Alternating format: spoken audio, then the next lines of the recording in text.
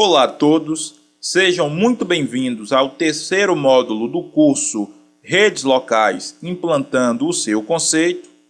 Vamos então dar continuidade ao nosso terceiro módulo. Vamos lá?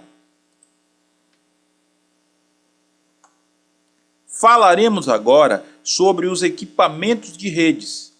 Em redes, existem diversos equipamentos e dispositivos, tais como hub, switch, bridger, roteadores, concentradores, encaminhadores, uma série de dispositivos que, na grande maioria das vezes, têm algo em comum. São dispositivos que servem para concentrar, para centralizar as conexões de rede. Entretanto, cada dispositivo tem a sua particularidade, e é sobre isso que vamos estudar aqui. Falaremos também sobre NIC, hub, switch e bridger, que são os principais elementos utilizados numa rede local, ok? Vamos dar início. Tá aí, NIC, Network Interface Card, é a conhecida placa de rede. Placa de rede, que é o dispositivo que centraliza aí a conexão das redes, recebe o cabo de rede, transfere as informações para o ponto de concentração da rede. Network Interface Card é o seu nome, conhecido pelo meio técnico, e está aí a nossa placa de rede que dispensa apresentação. Temos o hub, funciona como um repetidor, ele recebe o sinal e transmite para todas as portas. Temos o bridger ou a bridger. Este dispositivo é uma ponte que interliga dois segmentos de redes diferentes, tornando um só. Vamos ter oportunidade de visualizar esse cenário mais à frente na prática. E temos o switch. Funciona também como um concentrador, porém, ele é mais ágil, ele é mais inteligente na transmissão dos dados e da informação do que o hub. Vamos falar detalhadamente sobre cada um deles. Começando pela NIC, pela placa de rede, temos a placa de rede no padrão Ethernet, que é o padrão de 10 megabits, a placa de rede no padrão Fast Ethernet, que é o padrão 100 megabits, mais encontrado atualmente, e temos o padrão Gigabit Ethernet, que é o padrão 1000, ok? Esses são os padrões da placa de rede, da Network Interface Card, ok? Vamos prosseguir. Temos o hub. Notem, o hub é um concentrador, o hub é um repetidor, ele recebe o sinal e transmite para todas as suas portas, ok? O hub, ele é muito utilizado, agora falando em termos práticos, quando você tem uma rede pequena e que você só tem a necessidade de transferir internet, compartilhar internet ou transferir dados muito raramente. O seu maior objetivo seja compartilhar internet, uma troca de arquivos de vez em quando, uma troca de arquivos de fluxo pequeno, arquivos de texto, planilhas, porque cada movimentação do hub, a gente vai ter oportunidade de ver isso na prática, cada transmissão mexe com todas as portas e acaba afetando o desempenho da rede se você tiver que transmitir grandes volumes de arquivos. Temos a figura do switch, desempenha o papel semelhante ao hub, ele também é um concentrador, ele também é um ponto de conexão da rede Ethernet com estrela. Entretanto, ele é mais ágil porque ele utiliza o endereço MAC, é o endereço único contido na placa de rede. Toda a placa de rede contém o endereço MAC, é um endereço hexadecimal, ou seja, nós temos letras e números. Esse endereço, como falei, ele é único. Imagine que o endereço MAC é como se fosse um RG, um CPF. Não pode existir duas pessoas com o mesmo RG nem o mesmo CPF. Da mesma forma, cada placa de rede possui um único endereço MAC. O switch, por sua vez, para transmitir, ele pega esse endereço MAC e efetua a transmissão. Vamos ter oportunidade de visualizar isso na prática logo mais.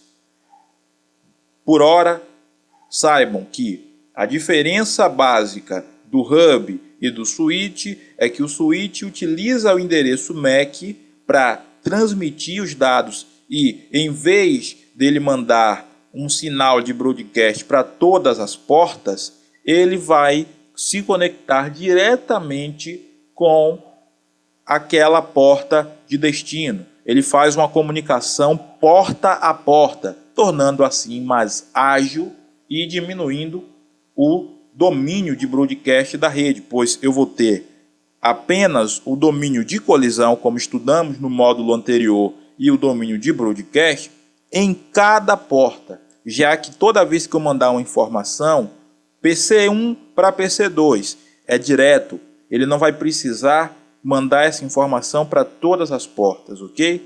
Mas voltaremos a falar sobre isso logo mais. Temos a Bridger. Bridger quer dizer ponte, serve para interligar dois segmentos de rede, tornando um único segmento.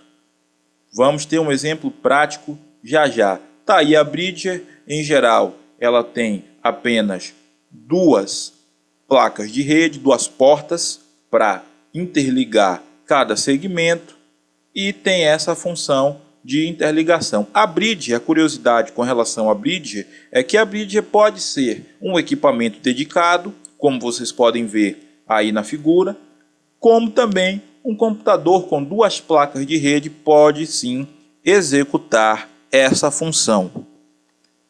Veremos agora na prática, utilizando o simulador Packet Tracer da Cisco, as diferenças entre o hub e o switch no modo de operação. Notem o nosso cenário.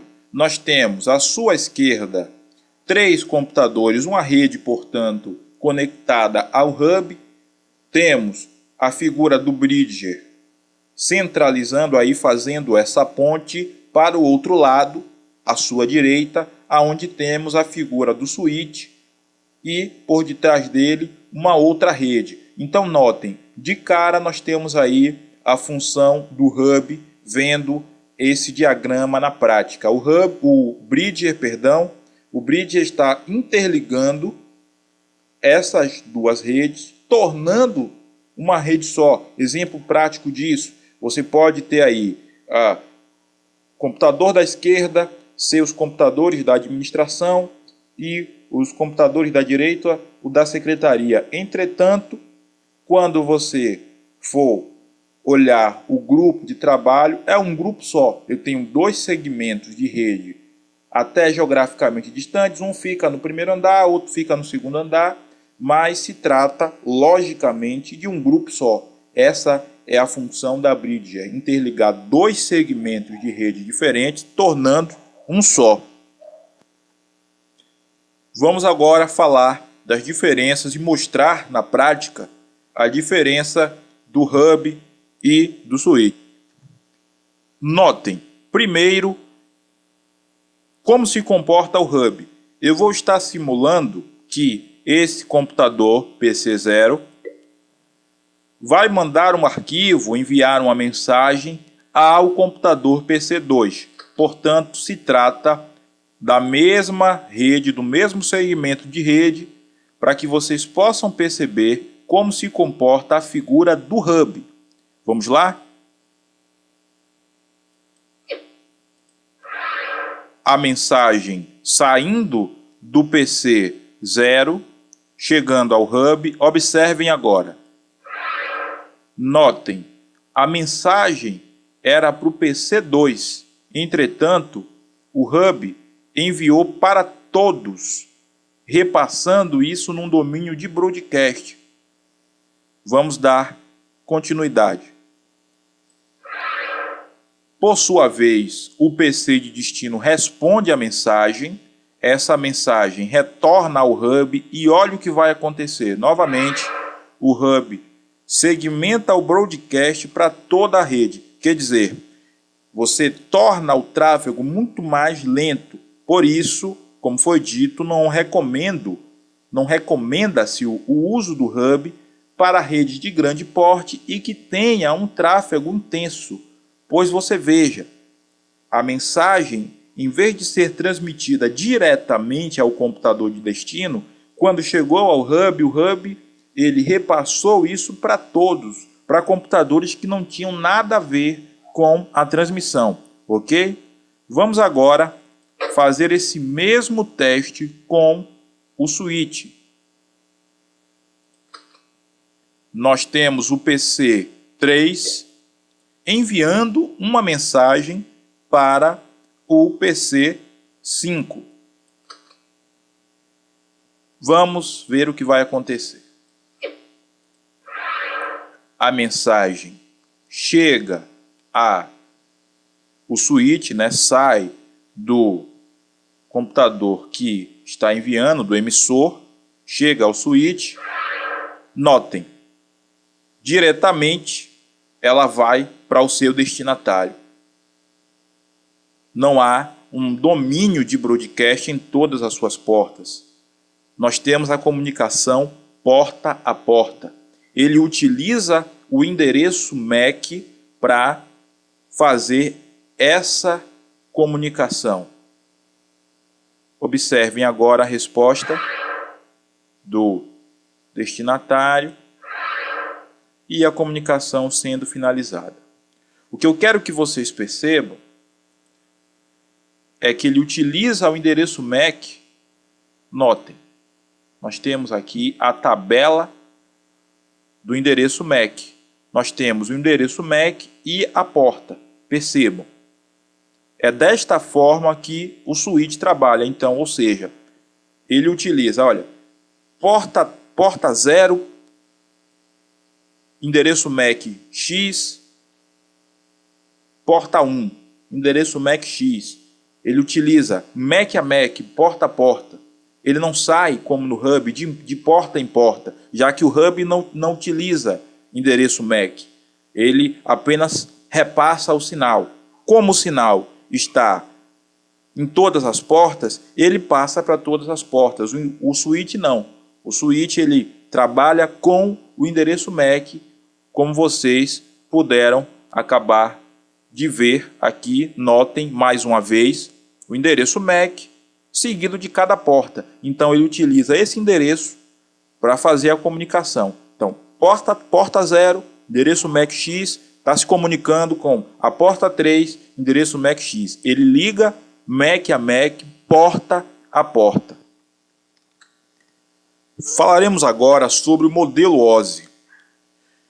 Para entender o modelo OSI, precisamos voltar um pouco na história, voltar um pouco ao passado. Dado a existência das primeiras redes, já se tinham resolvido os problemas de compartilhamento em cada rede local.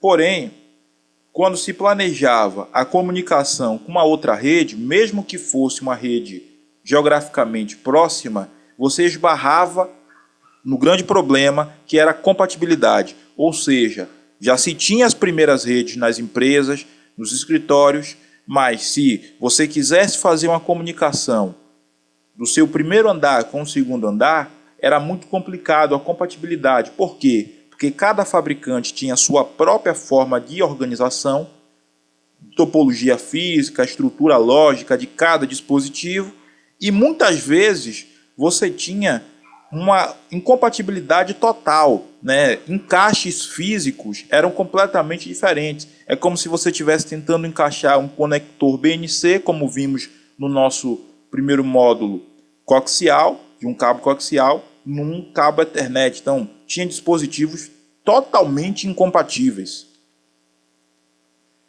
Com esses problemas, a ISO, que é a Organização de Padrão Internacionais, resolveu, logicamente, como ela é a organização de padrão, padronizar toda a infraestrutura de rede e criou um modelo chamado modelo OSI. Percebam aí o trocadilho, A organização é ISO, o modelo OSI, que veio definir o quê? Definir a forma como cada fabricante deveria se comportar. para que os dispositivos tivessem compatibilidade entre si, porque na época não tinham e muitas empresas acabavam ficando reféns daquela infraestrutura. Podia ser uma infraestrutura mais cara, então você já tinha começado um projeto com uma infraestrutura A, tinha que terminar com A, mas a B é mais barata, mas não tinha como mudar. E o modelo OSI veio para padronizar isso, a forma não só física, mas a forma lógica, como ia se trabalhar toda a infraestrutura de rede, veio para facilitar a vida de todos nós. O modelo de referência OSI é dividido em camadas, são 7 camadas que se completam ao longo do trajeto. Veremos cada uma delas a seguir.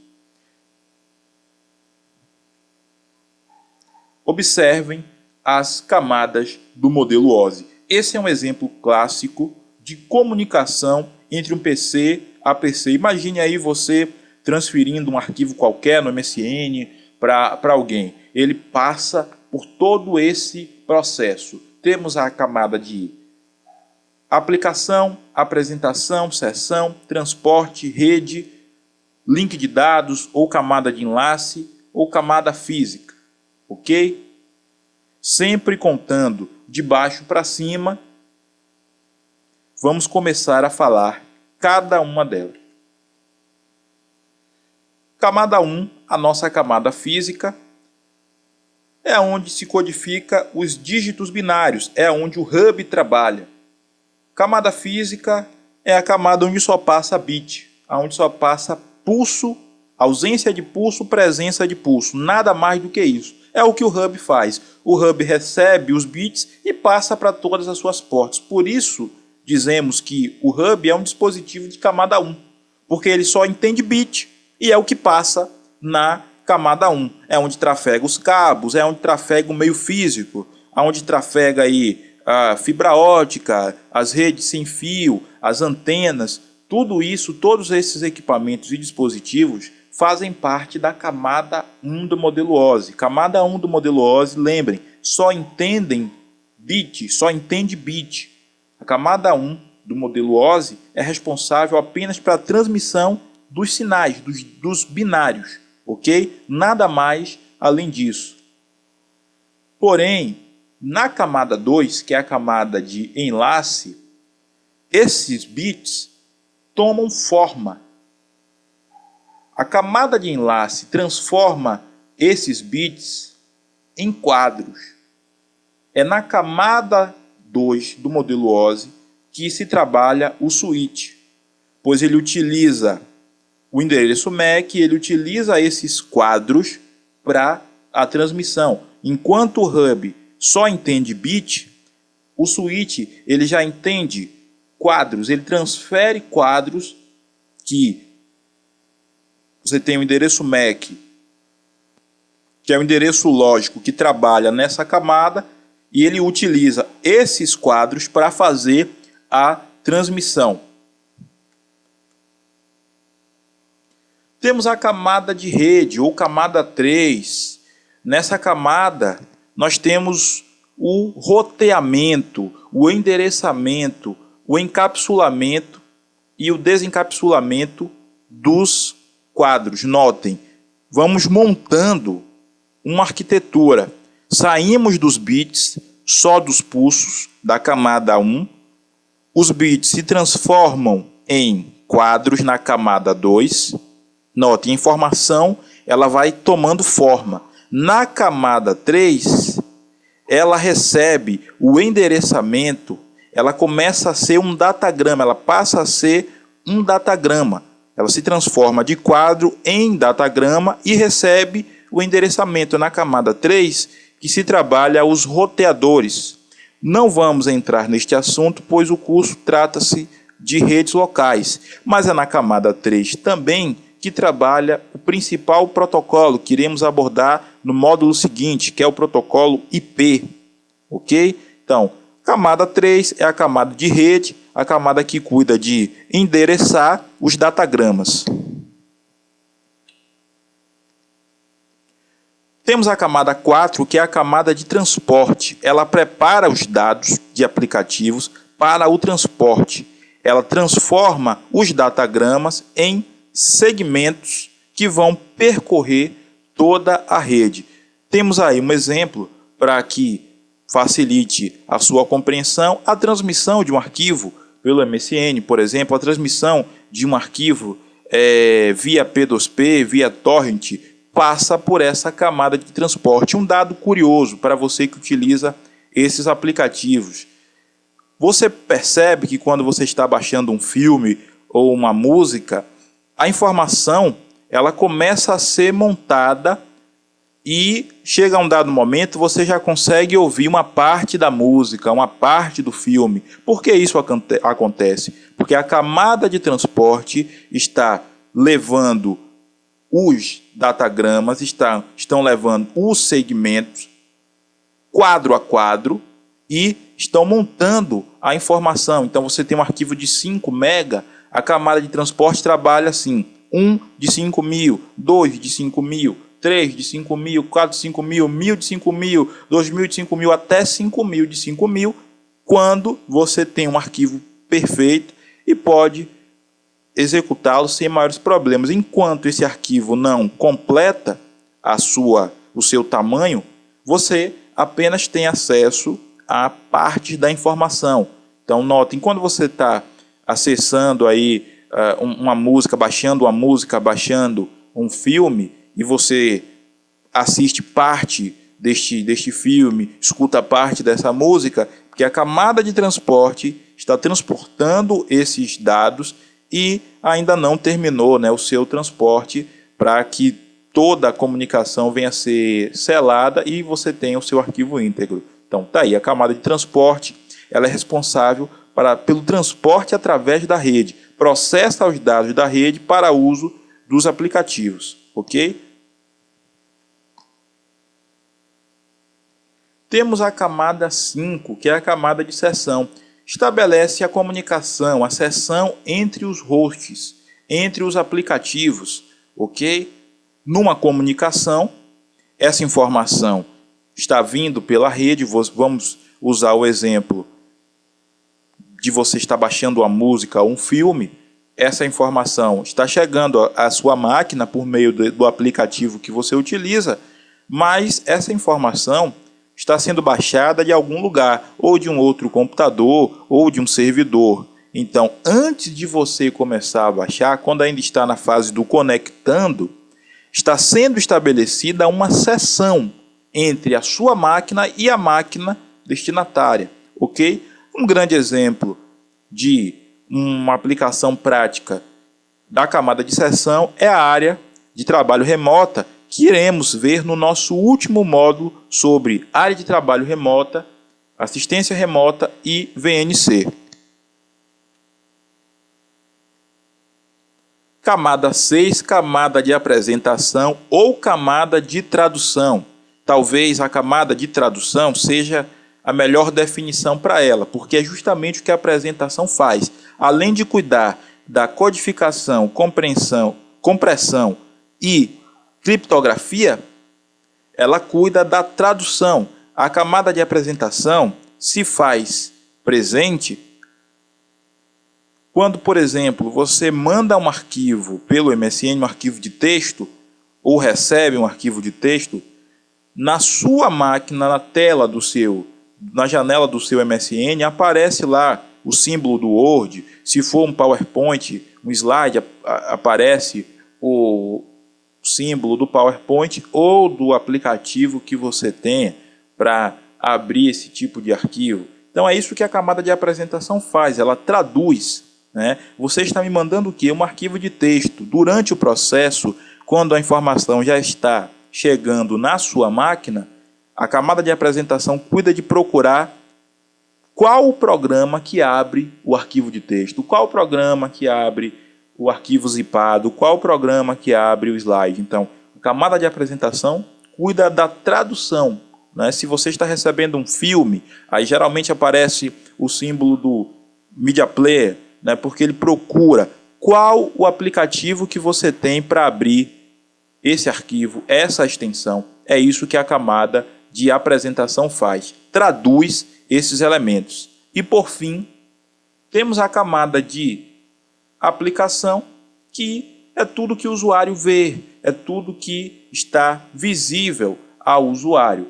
Camada de aplicação fornece essa interação entre as aplicações, entre os usuários. Aí você tem a internet, aí você tem o correio eletrônico, você tem a própria área de trabalho remota, você tem tudo que é visível, tudo que você interage, tudo que chega. A aplicação é o produto final da informação, né? Então, o Word é uma aplicação. A aplicação vem, né, derivado aí, os aplicativos vêm derivados da aplicação. Então, os aplicativos são os programas todos, tudo que você interage, tudo que é visível ao usuário é aplicação.